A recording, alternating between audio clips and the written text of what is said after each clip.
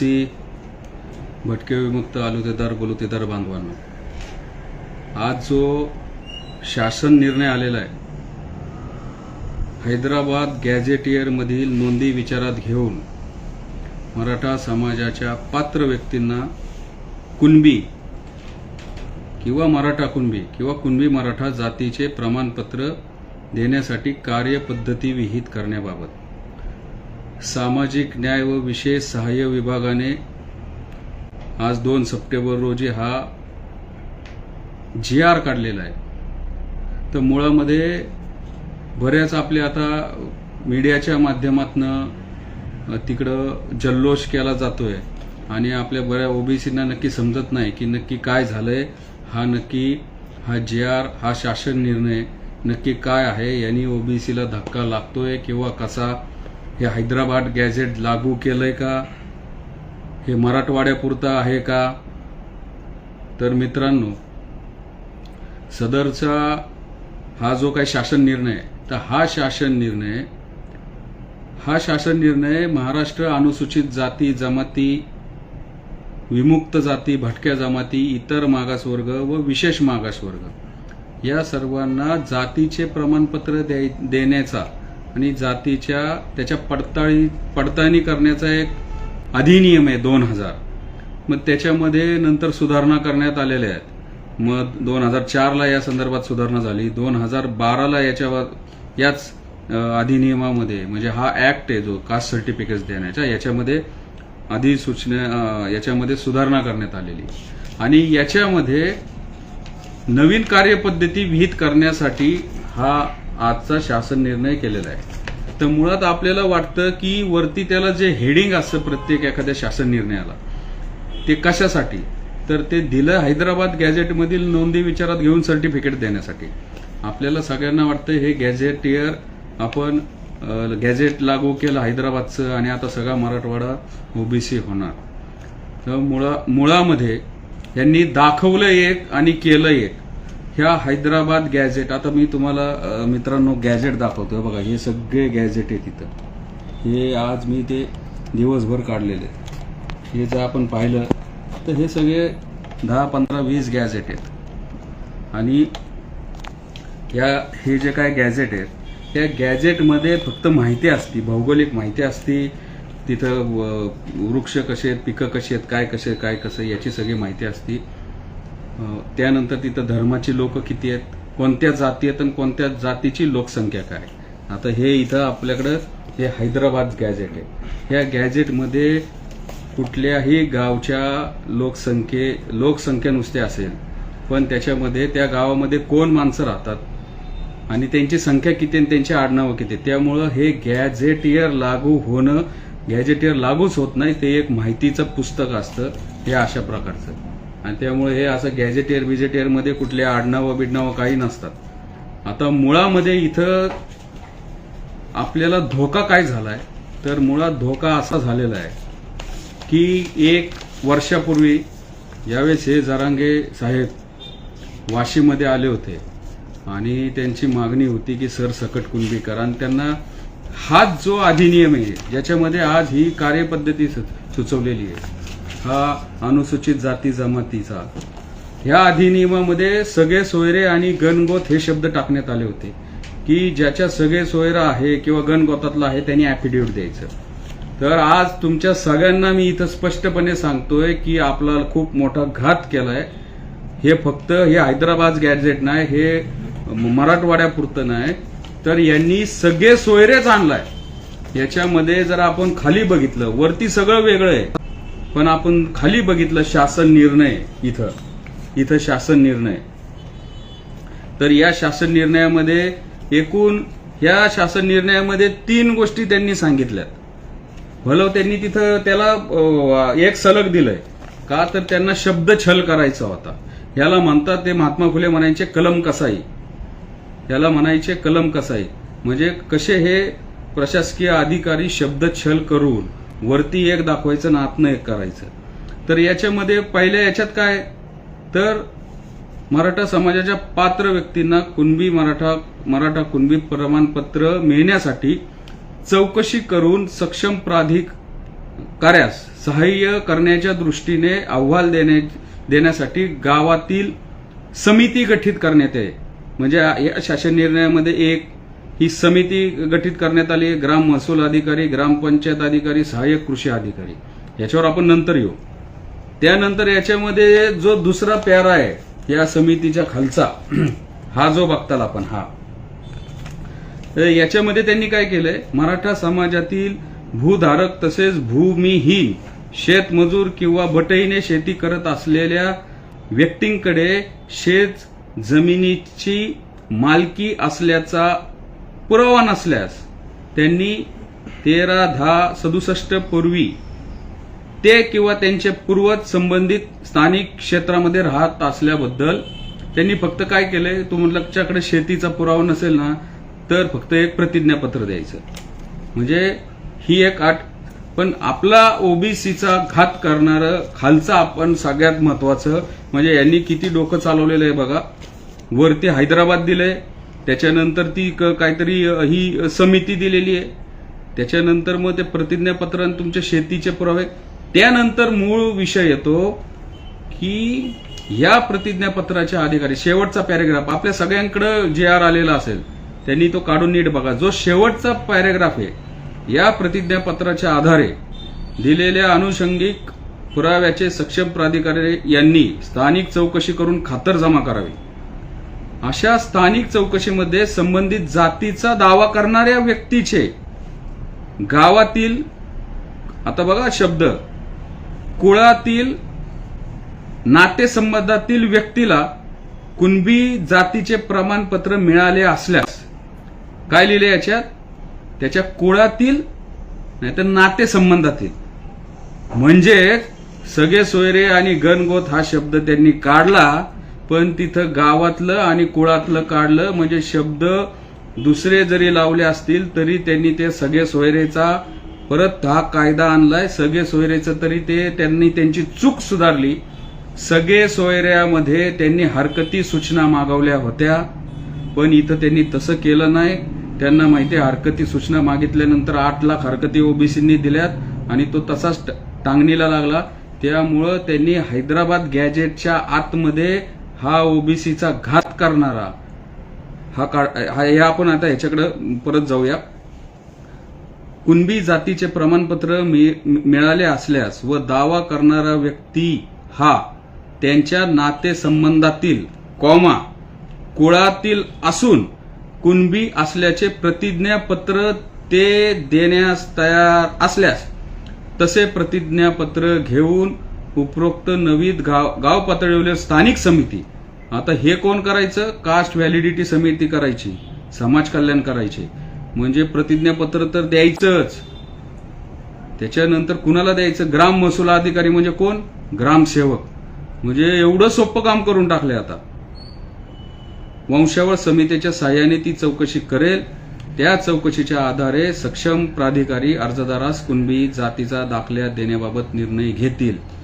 म्हणजे मित्रांनो, या सर्वांना आपल्याला लक्षात आलं पाहिजे की नातेसंबंध कुणाचंही कुठं लागतंय. आंतरधर्मीय विवाह होतात, आंतरजातीय विवाह होतात. कायदा कोणता आहे, SC STचा ओबीसीच्या जे कोण उमेदवार आहेत त्यांना जातीचे दाखले द्यायचा अधिनियम. म्हणजे SC ST OBC VJNT यांच्यासाठी हा बाजार होऊन जाईल. नातेसंबंध कुणाशी असतात. उद्या माझा एखाद्या अमेरिकेतल्या कुणाबरोबर तरी कुणाची सोयरीक झाली, तो नातेसंबंधातला गेला. नातेसंबंध मुळात प्रचलित नियम असे आहेत की भारतीय जी समाजव्यवस्था ही पितृसत्ताक आहे. आपल्याला वडिलांकडून जात येते, रक्त नातेसंबंधातलं पाहिजे, तो पण पॅटर्नल साईडचा, म्हणजे कुणाचा, वडील आजोबा आपले पंजोबा त्यांच्याकडून आपल्याला जात येते. आपल्याकडे आईकडून जात येत नाही. त्याच्यामुळं नातेवाईक आपले मामा पण असतात, आपले मावशे पण नातेवाईक असते. त्याच्यामुळं प्रत्येक नातेवाईकाला जर तुम्ही ऍफिडेव्हिट देऊन जातीचं प्रमाणपत्र दिलं, अख्खा महाराष्ट्र काय, अख्खा भारत काय, अख्खं जग कोणालाही कुणबी दाखला मिळत, फक्त त्याचे नातेवाईक म्हणून दाखवायचे. आणि दुसरं आहे कुळातील. आता एवढ्या महत्वाच्या कायद्यामध्ये कुळाची संज्ञा कोणत्याही आपल्या कायद्याच्या पुस्तकात, कायद्याच्या डिक्शनरीमध्ये, कोणत्याही न्यायनिवाड्यामध्ये किंवा ज्या संविधानिक आपण जे डिबेट्स म्हणतो, म्हणजे लोकसभेतल्या असतील, राज्यसभेतल्या असतील, विधानसभेतल्या असतील, तर याच्यामध्ये कुळाची कुठेही व्याख्या नाहीये. नातेसंबंध तर लावल त्याला नातेसंबंध आहेत. त्याच्यामुळं ह्या हैदराबाद गॅझेटर हे फक्त दाखवायचे दात आहेत. त्याच्या आतनं हा सगळे सोयरेचा परत कायदा आणलाय. नुसतं प्रतिज्ञापत्रांनी नातेसंबंधातलं आहे दाखवायचं आणि कुणाला आहे. त्यामुळं खूप मोठा आपला ओबीसींचा घात झालाय. सुरुवातीला वाटलं होतं हे काय ह्याला काहीतरी दिलंय, पण उगीच हा असाच हुरळून जाणार नाही. त्याच्यामुळं आपल्याला आता कायदेशीर लढाई अनिवार्य आहे. आम्ही कायदेशीर लढाई लढूच. हे कोर्टात तर आमचा ऑलरेडी या सगळं आपली पिटिशन दाखल आहे. याच्यामध्ये आपल्याला अमेंडमेंट करावं लागेल. उद्याच मी काय इथं लाईव्हला सगळ्या काय गोष्टी बोलत नाही, पण आता आपल्याला रस्त्यावर उतरून याचा विरोध करायला लागेल. आपल्याला याची या JR ची होळी करायला लागेल. या JR संदर्भात आपल्याला निवेदनं द्यायला लागतील. कसा हा आपल्या ओबीसींवर अन्याय करणारा असेल. नुसता ओबीसी नाही, याच्यामध्ये आपले SC ST आदिवासी सर्वच बांधवांच्या जातीचे दाखले असे नुसते प्रतिज्ञापत्राने वाटले जातील. त्यामुळं एवढ्या जबाबदार मंत्र्यांनी एका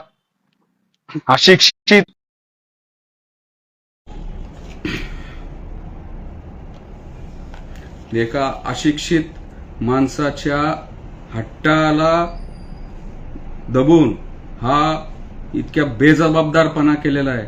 असंविधानिक बेकायदेशीर प्रकारचा हा असा शासन निर्णय आणलेला आहे. तर याला आपल्याला रस्त्यावर नक्कीच उतरावं लागेल. कोर्टामध्ये तर याला आपण चॅलेंज करू.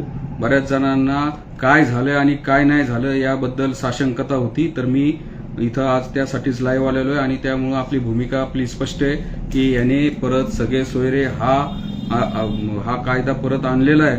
त्याला तरी हरकती मागवल्या होत्या. हा तर आता डायरेक्ट JR आहे. हा JR लागू झाला, सगळ्या ज्या त्या खात्यांकडे गेला, तर उद्यापासून लगेच प्रतिज्ञापत्रावर ॲफिडेव्हिट चालू होतील. त्याच्यामुळं आपल्याला आता ह्याला हरकतीचा आपल्याला सगळ्यांना निवेदन द्यायला लागेल. आपल्याला आंदोलनाची दिशा ठरवायला लागेल. दुसरा विषय, याच्यामध्ये बाकीच्या त्यांच्या काही ज्या मागण्या मान्य केलेल्या आहेत त्याच्यामध्ये सातारा गॅझेट ते काही 1 महिन्यानी करणार आहे किंवा काय गॅझेटचं कुणीही टेन्शन घेऊ नका. हे माझ्याकडे हे सातारा गॅझेट आहे. इथं हे सातारा गॅझेट आहे. हे गॅझेटमध्ये कुठल्याही जातीची लोकसंख्या असती, फक्त त्याच्याबद्दल थोडीशी असती, पण तिथं जे कोण कुठल्या आडनावाची माणसं आहेत आणि मग त्या या गॅझेटवरनं कुणाला दाखले, एकाला पण दाखला मिळू शकत नाही. फक्त यांनी अजून एक निर्णय घेतलाय, व्हिजिलन्स रिपोर्ट आणि व्हॅलिडिटीचे काही प्रकरणं पेंडिंग आहेत. मुळात दाखला एखाद्या डॉक्युमेंटवरनं दुसऱ्या डॉक्युमेंटवरनं मिळतो, पण जी कास्ट व्हॅलिडिटी होती, ही कास्ट व्हॅलिडिटीसाठी आजोबांचे पंजोबांचे 50-60 वर्षापूर्वीचे आपल्याला पुरावे लागतात आणि व्हॅलिडिटीमध्ये असे जे बोगस दाखले ते अडकलेत. पण यांनी या सगळ्या या आंदोलनाच्या ह्याच्यातनं दबावातनं त्या राधाकृष्ण विखे पाटलांनी आता ते निर्णय घेतलाय की जे व्हॅलिडिटी राहिलेले ती व्हॅलिडिटी 1.5 का 2 महिन्यामध्ये ते सगळ्यांना देण्यात यावी. ते आपल्यासाठी ते एक धोक्याचं आहे. तो एक आपल्यासाठी विचार करण्यासारखा विषय आहे. कारण की ज्यांच्याकडे खरंच दाखले नाहीयेत त्यांना ती व्हॅलिडिटी दिली जाणार आहे पटापट. त्यामुळे त्याला पण आपल्याला विरोध करायला लागेल. आणि सर्वात महत्वाचं म्हणजे हा जो शासन निर्णय आहे, हा शासन निर्णयामध्ये नाव हैदराबाद गॅझेटरचं असेल. कुठल्या शासन निर्णयामध्ये असा इतिहास नसतो. त्यांनी हे असं सगळं केलंय, पण शेवटच्या पॅरेग्राफमध्ये त्यांना जे साधायचं होतं याचाच अर्थ हे सरसकटच झालेलं आहे आणि हा सगळे सोयरेचाच कायदा आलेला आहे. फक्त त्यांनी शब्द बदललेले आहेत. त्याच्यामुळं नक्कीच आपलं याच्यातनं नुकसान आहे. आपल्याला या संदर्भामध्ये लवकरात लवकर मी ऑलरेडी आपली याचिका आहे त्याच्यामध्ये फक्त अमेंडमेंट करावी लागेल किंवा सेपरेट आपल्याला करायला लागली तरी, आणि याला नक्कीच आपण कोर्टामध्ये आव्हान देऊ. प्लस आपल्याला रस्त्यावर उतरायला लागेल. सरकारने हे जे काही केलंय याला आपल्याला आपल्या दलित आदिवासी बांधवांना SC ST बांधवांना समजून सांगायला लागेल की जातीचे दाखले द्यायचा SC ST OBC VJNTचा अधिनियम, याच्यामध्ये जर असं नातेवाईक नातेसंबंध कुळातील असे शब्द टाकले, जात सिद्ध करण्यासाठी जर प्रतिज्ञापत्रांनी दुसरा तिराहित माणूस आपल्याला प्रतिज्ञापत्र देऊन जर जात सर्टिफिकेट मिळेल तर जातीच्या दाखल्यांचा सुळसुळाट होईल आणि आरक्षण सगळं संपून जाईल, आरक्षणाचं तत्व. त्यामुळं आपण सर्वांनी आता माझा हे जो काय आता लाईव्ह आहे ते आपण शेअर करा. याच्यामध्ये कुणाला लिहिता आलं तर लिहा. आता जे काय आपल्या चॅनलवर आहे तिथं मी भूमिका मांडतोच आहे, सर्व आम्ही. आपण पण सर्वांनी आता हे जाणून घेतलं असेल, हे सगळं परत एकदा मी सांगितल्याप्रमाणे नीट वाचा आणि मग तुमच्या लक्षात येईल. तुम्हाला काय वाटलं तर मला मेसेज करा. फोन भरपूर येतात, ते मी सगळेच फोन अटेंड नाही करू शकत आहे, म्हणून मी हे लाईव्ह केलं. तरी सगळ्यांनी सगळ्या ग्रुपमध्ये टाका. परत एकदा सांगतो, ह्या शासन निर्णयाच्या माध्यमातून हैदराबाद गॅझेटर लागू करण्याच्या आडून त्यांनी परत खालच्या पॅरेग्राफमध्ये सगळे सोयरे हा कायदा आणलेला आहे. जातीचे दाखले देण्याच्या अधिनियमामध्ये ह्या सुधारणा करून, आणि याच्यामुळं कुणीही कुणाला ॲफिडेव्हिट देईल, प्रतिज्ञापत्र देईल, हा माझा नातेसंबंधातील आहे. आणि नातेसंबंध हे आत्तापर्यंत कुणी डिफाईन करू शकत नाही. आजच्या युगामध्ये सगळीकडं सर्रास इंटरकास्ट मॅरेज होतात, इंटर रिलिजन होतात, कोण. त्यामुळं याने आरक्षणाचा फियास्को होणार आहे. आरक्षण संपून जाईल, फक्त ओबीसीचंच नाही, SC STचं पण. तर बांधवांनो, आपण भेटूया लवकर. आता मी हे सर्व आपल्याला सांगायचं होतं. याच्याबाबत कायदेशीर माहिती बरेच जण गोंधळलेले होते, नक्की काय झालंय, स्वागत करावं का, विरोध करावं का, काय करावं. तर ही खरी बाजू आहे. ज्यावेळेस हे सगळं शब्द व्यवस्थितरित्या वाचला, त्यानंतर हे सगळं लक्षात आलेलं आहे. आणि नक्कीच आपण आता याच्यावर आपली ठोक भूमिका घेऊ. घाबरून जायचं काही गरज नाहीये, आपल्याला न्यायालय आहे. त्यानंतर सरकारने हे जे काय केलंय, काल इशारा दिला होता, आणि त्या संदर्भामध्ये आपले जे काही ज्येष्ठ नेते असतील, आमचे सर्व सहकारी असतील, ते आपण आंदोलनासंदर्भामध्ये निर्णय घेऊच. या संदर्भामध्ये हरकतीचं पत्र मी तयार करतो, ते व्हायरल आपण करू. आणि ज्या त्या जिल्ह्यामध्ये, तालुक्यामध्ये, त्यानंतर ईमेलच्या माध्यमामध्ये आपण हे आपल्या हरकती हे आपल्या शासन दरबारी पोहोचवू. परंतु आता ह्यांनी हरकतीच मागवल्या नाहीत. त्यामुळं आता ह्या JRचं इम्प्लिमेंटेशन थांबवावं, अशा प्रकारची आपण त्या अर्जातून आपण मागणी करू. धन्यवाद. आपण परत पुन्हा भेटू. आपण नक्कीच संपर्क साधेल. याच्या पुढची दिशा नक्कीच ठरवली जाईल. हा जो काय माझा व्हिडिओ आहे तो आपण शेअर करा सगळ्या ग्रुपमध्ये, म्हणजे सगळ्यांना हे जाणून घ्यायला बरं सोपं जाईल. तोपर्यंत धन्यवाद. जय OBC, जय भीम.